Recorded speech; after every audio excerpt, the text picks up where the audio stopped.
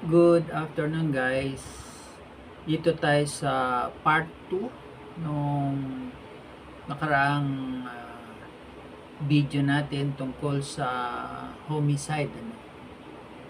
Ngayon dito na tayo sa part 2. Itong part 2 tungkol naman ito sa isang example ng nangyayari sa tunay na buhay, may kinalaman sa homicide. At ito, ang example na ito ay nakatala sa records talaga ng Supreme Court of the Philippines. Meron itong GR number 169425. Okay. Ang ano bang nangyari dito, no? May kinalaman sa homicide. Nangyari ito noong 1992. Sabihin na natin sa bandang Northern Luzon, no? Doon sa isang lugar doon, nagsimula ang lahat sa isang kasalan, no? Sa isang lugar doon. Pagkatapos ng reception, ang biktima ni si pangalanan na lang nating RG.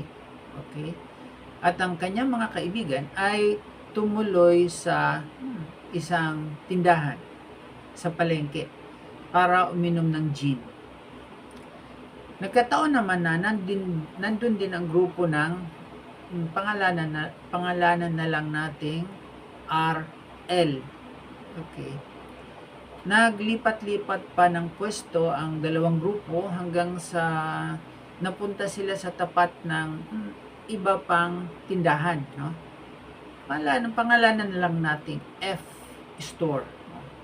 Dito na nagsimula ang tensyon. Habang kausap ng kaibigan ni yung biktima ni RG, no?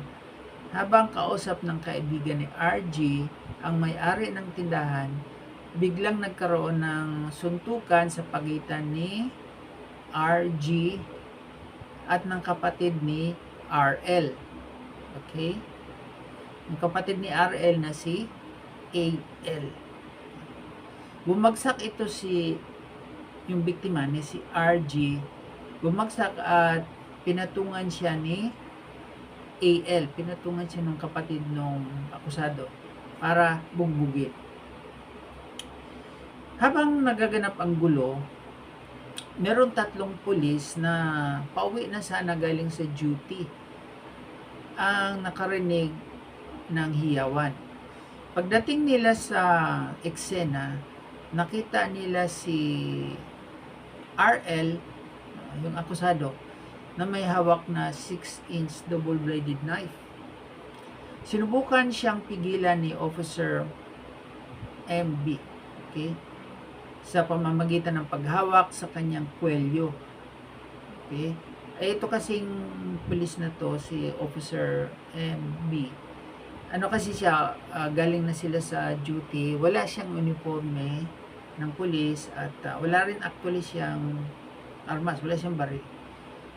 Ngayon, siyempre, inawat niya yung si RL, pero hinarap siya ni RL at tinangka pa siyang saksakin. Matapos umatras ang pulis, bubuti hindi siya tamaan ng saksak yung pulis. Matapos umatras ang pulis, nilapitan ni RL ang biktima na si RG, na noon ay nakikipagbuno pa rin sa isa pang kasama nila, kasama nila RL. Doon na isinagawa ni RL ang pananaksak sa iba't ibang bahagi sa katawan ni RG. No.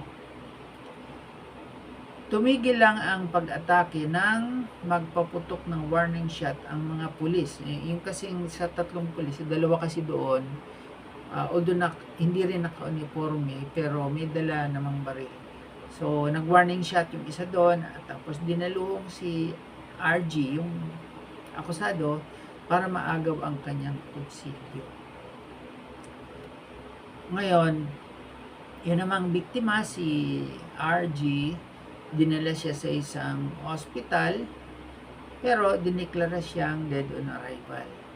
Ayon sa record, nagtamo ang biktima ng 7 saksak na tumagos sa kanyang baga at bituka. Okay. Sa korte, idinahilan ni RL ang intoxication o kalasingan at ang provocation o paghamon daw ng biktima. Sabi pa niya, natutulog lang siya at nagising lang dahil binubugbog ang kapatid niya. Pero hindi ito tinanggap ng Supreme Court. Sabi ng korte, ang malinaw na pag-alala ni RL sa mga detalye ng gabi ay patunay na nasa katinuan siya. Hinatulan si RL ng homicide dahil 22 years old lang ang biktima at nagtatrabaho bilang magsasaka.